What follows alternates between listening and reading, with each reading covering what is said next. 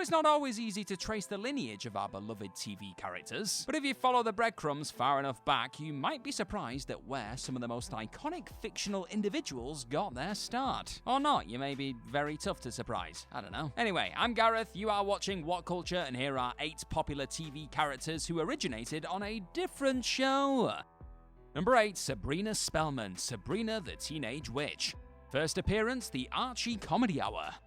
The character of Sabrina Spellman was brought back into the television landscape when Melissa Joan Hart played her on the highly popular sitcom Sabrina the Teenage Witch. However, viewers of the magical teen comedy, like myself, were likely far too young to realize that not only was the live-action TV series not an original concept, but Sabrina didn't even originate as a flesh and blood witch. The famous witch actually began her life as a one-shot character in Archie comics. Due to popular demand, Sabrina Spellman became a recurring character in the comics, and later found her way into the Archie Comedy Hour, a Saturday morning cartoon. Eventually, she was then given her own spin-off animated series in 1970, a full 26 years before Joan Hart repopularized the character in real human form.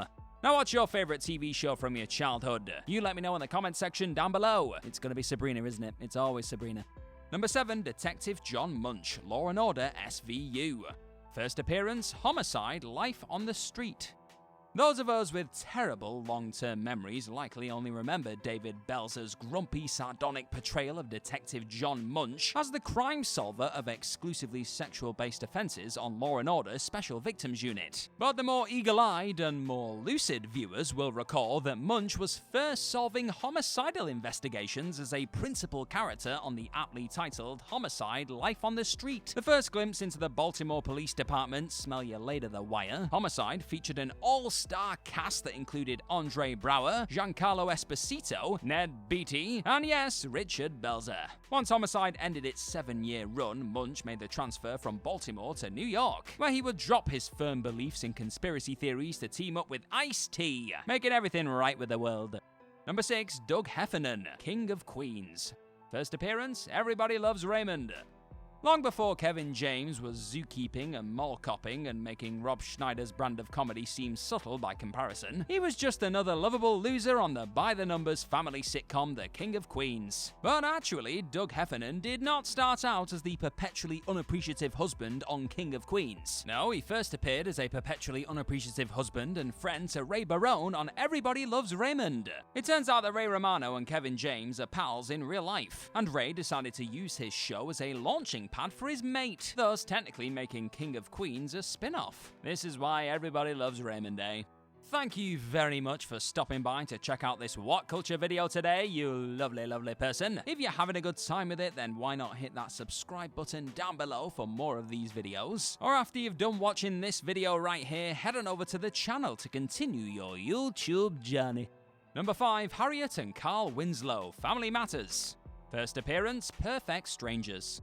Carl Otis Winslow is many things. A husband, a father, a police officer, and someone who deserves an award for not beating his incessantly annoying neighbor to death with his nightstick. But the one thing he is not is a creation of Family Matters. Nope, and the same goes for his all-too-understanding wife, Harriet. In fact, Harriet was the first of the Winslow clan to show up on television as an elevator operator in Season 3 of Perfect Strangers, another show in ABC's increasingly incestuous TGIF lineup. Carl was then introduced in the next season, and the resulting chemistry between the two actors and overall popularity with the audience gave producers the idea to give the couple their own show. And that's how we got to Family Matters. So now you know who's really to blame for Urkel. Number 4, most of the team from NCIS. First appearance, Jag.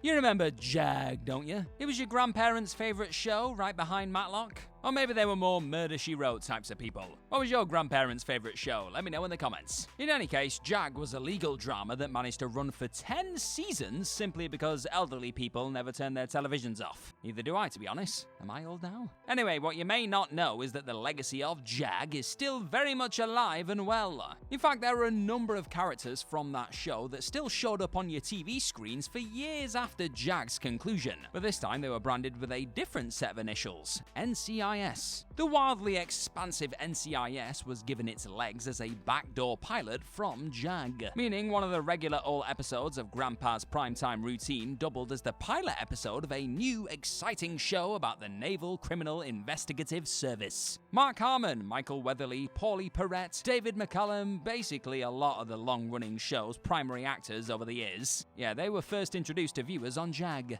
Number 3, Hank Hill, King of the Hill. First appearance, Beavis and Butthead as Tom Anderson.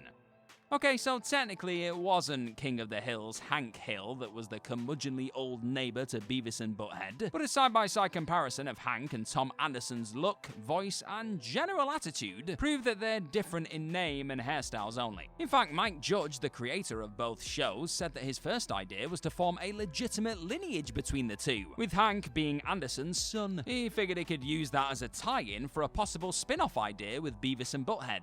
Makes sense, right? Unfortunately, there was no true crossover between the two shows though, leaving us all to just imagine the amazingly awkward conversations that might have happened between Hank and Tom. Number 2, Xena, Warrior Princess. First appearance, Hercules, The Legendary Journeys. For an exceedingly long period of time there in the 90s, we were all fascinated with glossy, sexed-up versions of characters from ancient Greece. It started with the muscly Kevin Sorbo as Hercules, which then begat the muscly Lucy Lawless as Xena, all the muscles. With so many similarities between the two shows, one might think they had more in common than a desire to make ancient Greece seem much prettier than it actually was. And one would be right. Congratulations, one. Because before television executives were ready to let Xena anchor a TV series all by herself, since there was apparently a very real fear that people wouldn't tune in to see an ass-kicking, attractive female warrior run roughshod over everyone, she had to first split storylines with Hercules on his show. At the tail end of the first season of Hercules, The Legendary Journeys, Xena shows up as a villain, trying to kill Hercules before ultimately succumbing to his wiles and having a brief romantic relationship. And following their short tryst, Xena then up and leaves to pursue her own adventures in her own time slot. Number 1, Richie Cunningham, Happy Days. First appearance, Love American Style. Now, most people are aware that Happy Days spawned several spin-offs, including Laverne and Shirley, Mork and Mindy, and Joni Loves Chachi. And if not, then where have you been? What many might not know, though, is that Happy Days was actually a spin-off itself, first beginning as a seed of an idea in an anthology series called Love American Style. Never heard of it? Well, let me explain. Comprised of various unrelated vignettes that centered on the comical mishaps of romance, Love American Style was the first time that viewers saw Ron Howard move out of his Opie roots and into the role as all-American, red-blooded teenager Richie Cunningham. An episode centered around Cunningham and his group of friends, Love, and the television set eventually blossomed into the pilot episode of Happy Days, with the title changed to Love and the Happy Days. This was still back when Cunningham was intended to be the main character of the show, before, Fonzie came in, said "Ay," and stole the whole damn thing. Any other examples of characters originating on other shows that you're aware of that we've missed? Well, let me know about them in the comments, and make sure to tap on another of these wonderful What Culture videos to keep the happy days coming. Hey!